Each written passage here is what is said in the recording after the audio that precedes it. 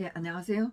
1월 12일 조원진 대표 등 우리 공화당 당원들 그 선거 이후에 하여튼 뭐 요즘에는 그렇게 재판을 자주 가진 않지만 가끔 이제 체크를 하고 제가 가보긴 하고 있는데 1월 19일 날 목요일 날 굉장히 의미 있는 그 사건의 선고가 있는 걸로 제가 메모를 해놔서 그거를 보러 갔었어요. KAI라는 한국항공우주라는 회사의 경영비리라는 재판이에요. 이 사건이 제가 이제 관심을 두는 이유는 박 대통령 사건이 시작되면서 이 사람들이 뭐 기소가 되고 재판을 받는 거였는데 제 느낌에는 문재인이가 한국항공우주 산업 이거를 망치려고 의도적으로 이 회사를 뒤지지 않았나 이런 느낌을 제가 받았어요. 하성영 뭐 사장인가 이 사람 뭐 특가법 횡령 그 다음에 또 직원 또 횡령 전부 다 횡령이었는데 횡령에다가 뇌물 공여 뭐 이런 것도 뇌물 수수 이런 거 했는데 실제로 이 사람들 재판이 처음에 판사가 조희연이었어요. 조희연, 성재준, 이주수였는데 조희연 판사가 사법농단이 걸렸잖아요. 그래서 아마 이게 재판이 좀 이렇게 지연이 이렇게 되고 있다가 나중에 바뀐 판사가 또 김미리라는 또 좌파 판사였었어요. 그래서 이것도 또 재판이 좀 이렇게 제대로 안 열리고 그랬는데 의외로 김미리가 좌파들한테 많이 봐준 건 있지만 또 그 덕분에 또 다른 재판도 좀 눈치를 보면서 뭐 홍문정도 이렇게 홍문정도 법정 구속을 안 시키고 여기서도 조금 이렇게 의외로 좀 좌파들 봐준 것처럼 이것도 함부로 다른 좌파들처럼 이렇게 때리질 않고 조금 봐주질 않았나 이런 느낌을 좀 받았는데 의외로 판결이 1심에서 판결이 좀 이렇게 검사 구형보다 좀 약했어요. 그래갖고 이분들이 좀 굉장히 좋아하고 이제 그런 걸 제가 봤는데 재판을 제가 뭐 한 번인가 두 번인가 이렇게 들어갔는데 참 내용을 잘 못 알아듣겠어요. 그래서 들어가진 않고 항소심도 뭐 가지 못하고 뭐 1심에서야 당연히 뭐 이거 말고도 굉장히 중요한 재판이 많았기 때문에 이 재판에 제가 들어갈 수가 없었고 항소심에서도 좀 내용이 뭐 제가 들어가서 보기에는 조금 그랬고 그래서 안 들어가고 있다가 결심도 뭐 얼마 전에 작년 12월 달이었나 이렇게 했었는데 이걸 제가 챙기지를 못하고 있어서 결심도 못 들어갔었어요. 그래서 이제 19일 날 선고가 있어서 선고만이라도 들어야 되겠다 하고 갔더니 법정에 들어갔더니 재판이 없는 거예요. 그래서 이제 이거를 못 들어가고 그 다음에 채널A 이동재 기자하고 또 같이 일하던 뭐 백 누구라는 기자가 있어요. 이 사람들의 항소심 선고가 있는데 또 2시에 이거 말고 다른 또 대장동 관련 대장동 관련 새로운 재판에 이렇게 준비 기일이 있었어요. 그래서 뭐 이동재 기자는 1심에서도 무죄를 받았기 때문에 제가 항소심에도 뭐 당연히 무죄가 나올 것 같아서 뭐 거기는 안 가고 새로 시작하는 그 대장동 남용 뭐 이 사람 뭐 안경을 끼고 안 끼고 뭐 이재명하고 안다 모른다 이렇게 했던 이 사람 그 남용 이 사람은 구속된 상태예요. 그다음 유동규, 정민용, 남욱 이 사람들의 정치자금법 위반 이제 이거를 이제 준비기일 이 재판을 이제 가보기로 했었어요. 근데 남용이 좀 늦게 왔어요. 구치소 차가 늦게 왔다고. 그래서 하여튼 이 사람들 지금 재판을 보고 있다가 뭐 듣기는 했지만은 뭐 제가 이 내용까지는 그렇게 자세하게 알 필요는 없겠더라고요. 정치자금법 위반이라 뭐 남용이 돈 받아갖고 뭐 남욱이 주고 한 거라 조금 뭐 들어볼 수는 있겠지만은 또 준비 기일이고 해서 좀 듣다가 이렇게 나왔어요.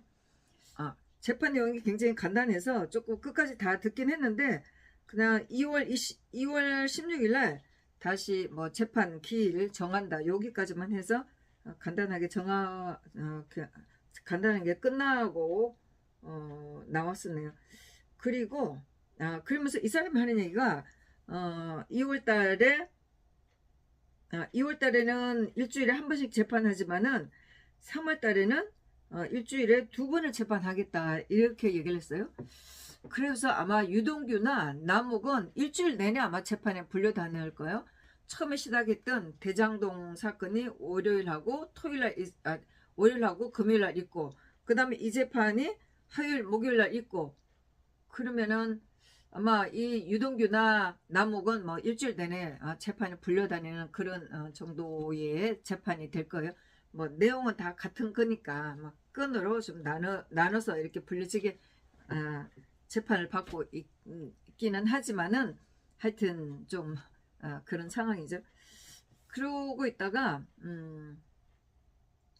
제가 1월 20일 날 금요일 날 10시에 그 서해 공무원 피살 사건, 이게 이제 첫 재판이 있어서 이걸 보러 가겠다고 갔더니 이게 시간이 또 11시로 바뀌어져 있어요. 그래서 금요일 하는 원래 이제 처음에 시작했던 대장동 사건을 보러 갔죠. 시간이 좀 남아서 갔더니 제가 기록해 놓은 데는 증인이 없었는데 들어가니까 또 증인이 또 한 명 나왔더라고요. 근데 보니까 지난번에 아마 검찰이 신문하는 게 있었고 1월 20일 금요일 날에는 이제 변호사가 신문하는 거였는데 주로 이제 유동규의 변호인이 신문을 하더라고요. 그래서 뭐 이렇게 재판에 그 검찰이 조사한 그 내용 가지고 하는데 2014년 12월 31일 날 대장동 제1공단 결합도시 개발사업 추진 일정 관련 관계자 회의 뭐 이런 걸 가지고 조사한 그런 내용 가지고 변호사가 묻고 하는 건데 이거는 이제 조금 보다가 뭐 대장동 사건은 우리가 이제 기사를 보면 뭐 돈이 왔다 갔다 하고 개발에 있어서 굉장히 엄청난 이익금을 남겼는데 이게 이재명하고 어떤 관련이 있나 이런 거를 좀 보고 있잖아요. 근데 막상 재판에 들어가면은 뭐 이 개발건에 대해서 하기 때문에 제가 뭐 그런 것까지 알 필요는 없고 그냥 시간 때우는 걸로 이 정도 어느 정도의 뭐 진행이 됐나 이것만 잠깐 보고 오는 거죠. 그래서 1시간 정도 대충 이제 보고 있다가 11시에 서훈 전 청와대 안보실장하고 서욱 국방부 장관, 그 다음에 또 여기에 해양경찰청장이 또 같이 기소가 됐더라고요. 김홍이라는 해양경찰청장이 같이 기소가 됐어요.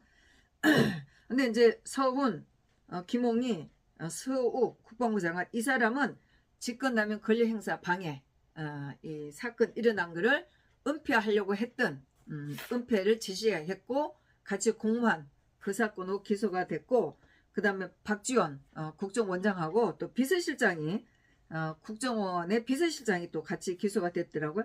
이 사람은 공영 전자기록 등 손상, 그러니까 이제 서류를 삭제하라는 기록을 삭제하라는 이 건으로 기소가 됐는데, 뭐 박지원이나 노원채 이 사람은 자기네들은 뭐 공소 혐의를 다 대체로 공소 혐의를 검찰이 주장하는 그런 걸 다 부인한다, 이제 이렇게 얘기를 했어요.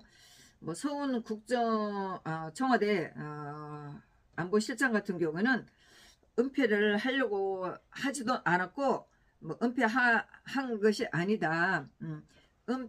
은폐를 일부러 하려고 한 게 아니고 뭐 보고서가 늦게 오면서 뭐 그런 과정이 있었다, 이렇게 하면서 다 주장을 검찰이 주장하는 걸 다 부인을 하고 그랬는데, 이제 여기에서 박지원의 변호사가 검찰한테 사실 이 공소장 내용이 한 6만 페이지가 넘는다.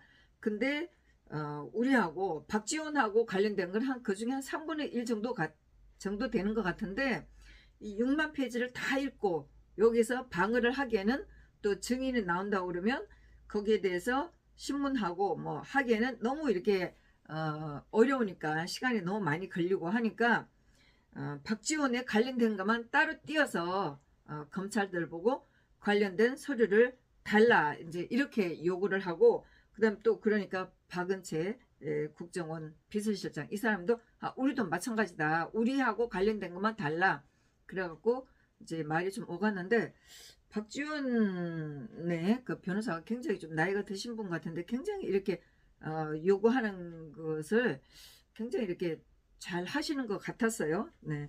그래서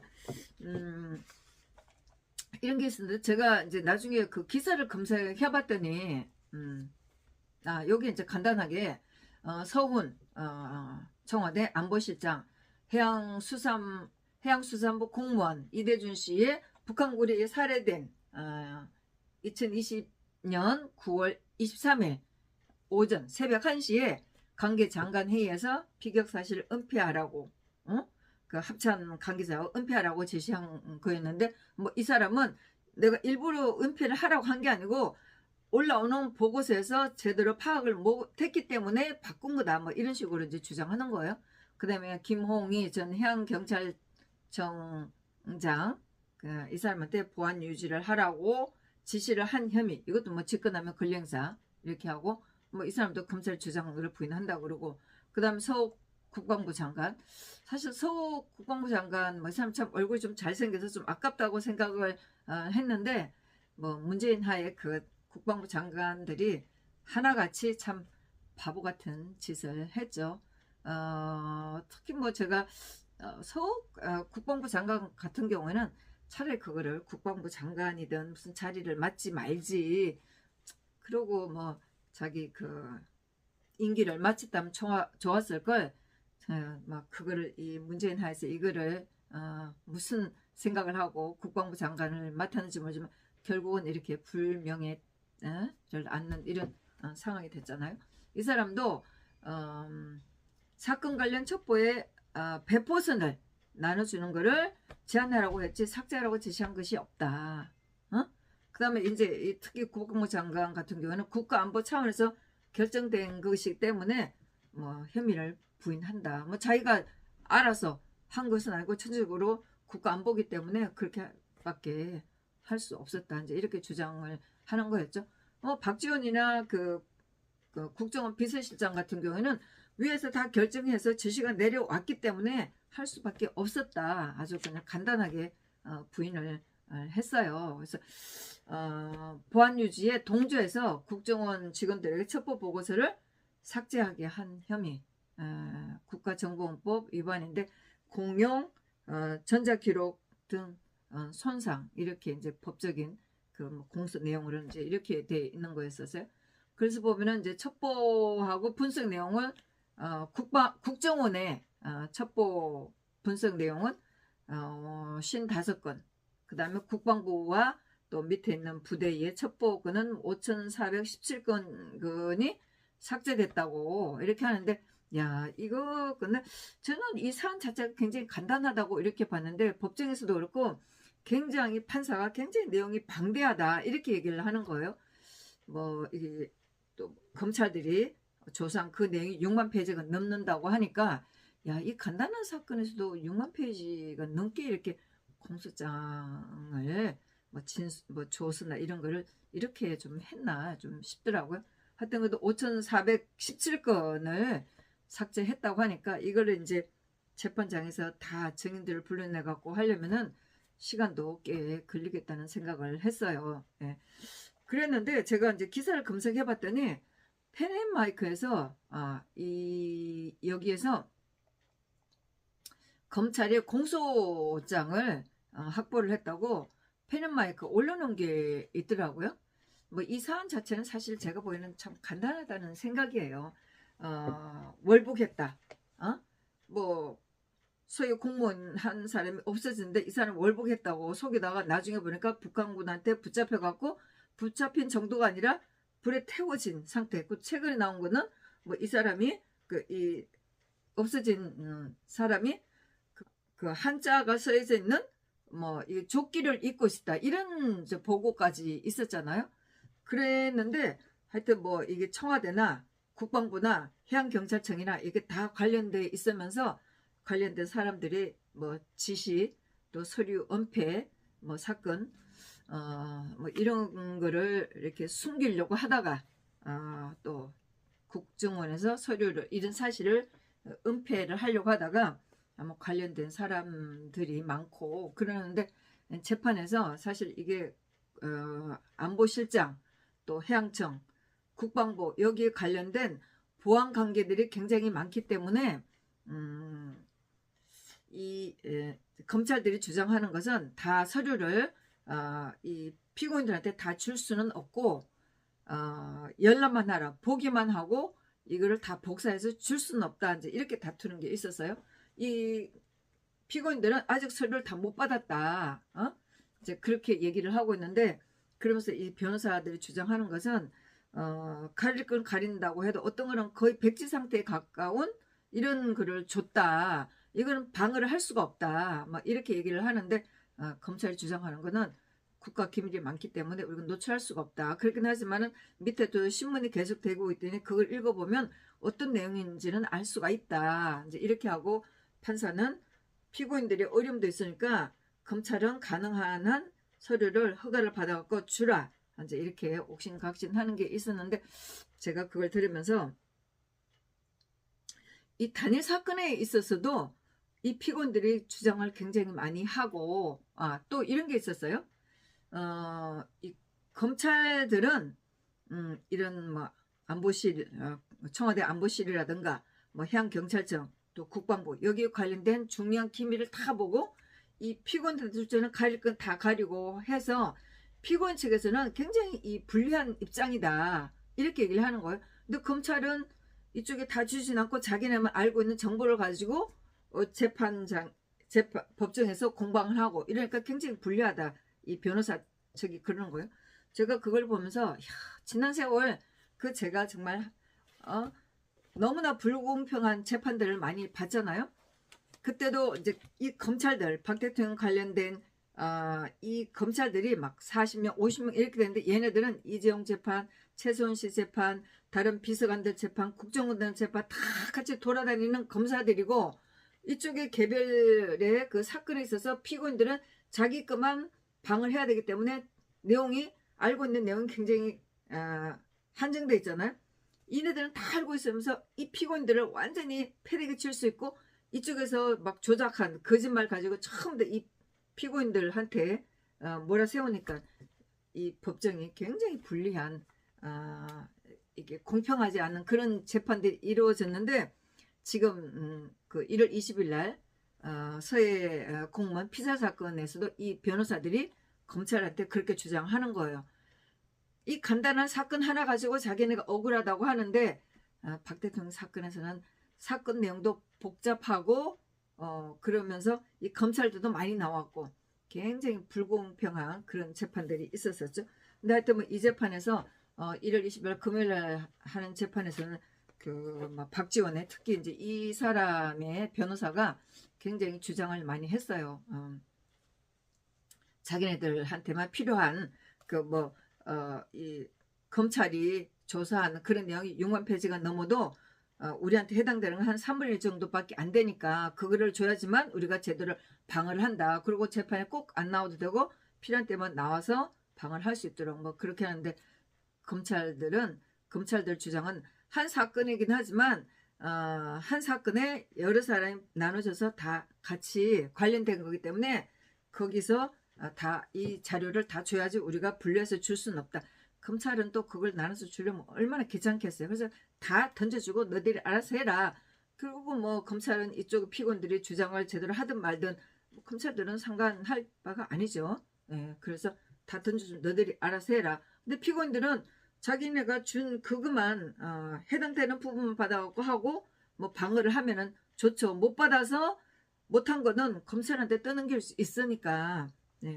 그러면서 주장을 하는 거 봤는데, 제가 이제 이렇게 기사를 검색해 봤더니 펜앤마이크에서 공소장을 입수를 했다고 기사를 올려놓은 게 있어요. 18일 날짜로 올려놓은 게 있는데, 전부 그 공소장 전문도 그 펜앤마이크에 올려져 있고 기사가 올라와서 있습니다. 이제 요거를 보시면 뭐 내용은 우리가 다 알고 있는 거고, 또 많이 뭐 문재인 정부에서 어떻게 좀 인권이 말살되는지도 우리가 봐왔고 그랬는데, 이제 그 금요일날 법정에 그 형 이대준 씨가 나왔고 보니까 바로 변호사 같았어요. 이제 이렇게 컴퓨터를 가져가서 필기를 하더라고요. 그것도 여자 한 분이 나오는데, 이분은 그 돌아가신 분의 그 부인인지 누군지 모르겠어요. 그 세 분이 나왔고, 그다음 방청객은 저고, 그다음에 기자들이 한 10명 정도가 이렇게 나왔던 것 같아요. 그래서 아마 나중에 끝나고 나서 많이 이제 사람들이 많이 오지 않았네요. 그랬더니 뭐 이분도 뭐 준비기이기 때문에 자기도 알리지도 않았고 이제 그렇다고 얘기를 하더라고요. 그래서 제가 그랬죠. 뭐 제가 재판을 많이 본 사람인데 세월호 같은 경우는 뭐 피고인들이 그 피해자라는 분들 가족이 와서 엄청 난리를 쳤다. 그래서 앞으로 재판이 시작되면서 아마 가족들도 여기 있는 가족들도 피고인들한테 필요한 걸 다 이렇게 신문까지 해야 된다고 제가 이렇게 잠깐 좀 말씀을 드렸네요. 그 제가 본 그 세월호 관련 뭐 세월호 뭐 특별조사위원회 조사를 방해했다. 그것도 뭐 세월호를 제대로 그 인명들을 제대로 구하지 못했다 해서 뭐 해양청 관련된 사람들 재판받고 이런 거 쭉 봤을 때 거기 막 피해자 가족이라 하면서 세월호 가족들 몰려갖고 난리를 쳤잖아요. 그래서 그거를 보면서 이제 저는 사실 이래준 씨가 와서 재판을 받을 때 이 사람도 막 문재인 정부를 아주 그냥 물고 늘어져라 이렇게 하기를 좀 바랬어요. 그래서 앞으로 이제 이 재판은 좀 들어가 보면서 어떻게 문재인 정부가 했는지 봐도 좀 괜찮을 것 같다는 생각을 하면서 나왔습니다. 그래서 재판을 좀 빨리 진행하는 것 같아요. 그래서 일주일 후에 1월 27일 날 3시 반에 재판을 하기로 했는데 1월 27일 날 3시 1월 27일 날 3시에 지난번에 그 유석춘 교수 재판이 또 선고가 미뤄졌어요. 그래서 이분 선고가 3시 반에 했는데 뭐 이분 그 유석춘 교수의 선고는 중앙법원은 아니고 서부법원이에요. 그 마포에 있는 서부법원. 그래서 제가 거기까지는 가지는 못하겠고 뭐 다음 주에 이 서해 공무원 피살 사건 이거를 또 보러 갈 수가 있을 것 같네요. 그래서 이제 최근에 이런 시사적인 재판에 갔다 왔다고 제가 보고를 말씀을 드리겠습니다. 사실 재판이 끝나고 이제 금요일 날 바로 나가서 그냥 그 열기로 좀 정리되지 않은 말이지만 바로 좀 유튜브를 해서 얘기를 해야 되겠다 그랬는데 막상 그 법원 뒤로 가니까 오늘 그 20일 날 금요일 날 날씨가 굉장히 추웠었잖아요. 그리고 제가 또 삼각대 다리도 제대로 갖고 가지 않아서 할까 말까 하면서 하여튼 짧은 다리를 세워놓고 하려고 좀 갔는데 날씨가 너무 춥더라고요. 그래서 그냥 아유 저녁에는 하자 그러고 왔다가 이제 오후에 그 수원에서 또 그 뭐 기양객들 인사하는데 거기로 갔습니다. 사실 이제 제가 생각하는 거는 그 기양객들 인사하는 거에 같이 하는 것보다 좀 이제 거기 계시는 분들을 만나려고 갔다가 준비를 제대로 안 해서 가는 바람에 굉장히 좀 추웠었어요. 하여튼 그 20일 날 금요일 날 동지님들이 그 이제 수원 또 경기도에 사시는 동지님들이 많이 나오셔서 기양 인사를 했고 저는 뭐 또 뭐 밥 먹는다고 왔다 갔다 하다가 제대로 하지를 못해서 동지님께 굉장히 죄송하고 하는 척만 하고 또 그렇게 제대로 하지 못하고 왔습니다. 다음 주 구정 연휴가 끝나고 나서 25일 날 바로 곽상도, 남욱, 김만배 이 세 사람 재판받고 있는 50억 클럽 그중에 제일 먼저 걸린 곽상도의 선고가 있답니다. 2시에 그리고 27일 날은 서해 공무원 피살 사건 이거 준비기일이 계속되고 있고 유석춘 교수는 서부법원에서 재판 선고가 있고 그렇게 있습니다. 계속 이제 2월달 여기에도 선고들이 좀 있어요. 그것은 제가 또 좀 마음이 내키는 대로 시간이 내키는 대로 들어가서 보고 알려드리도록 하겠습니다. 감사합니다.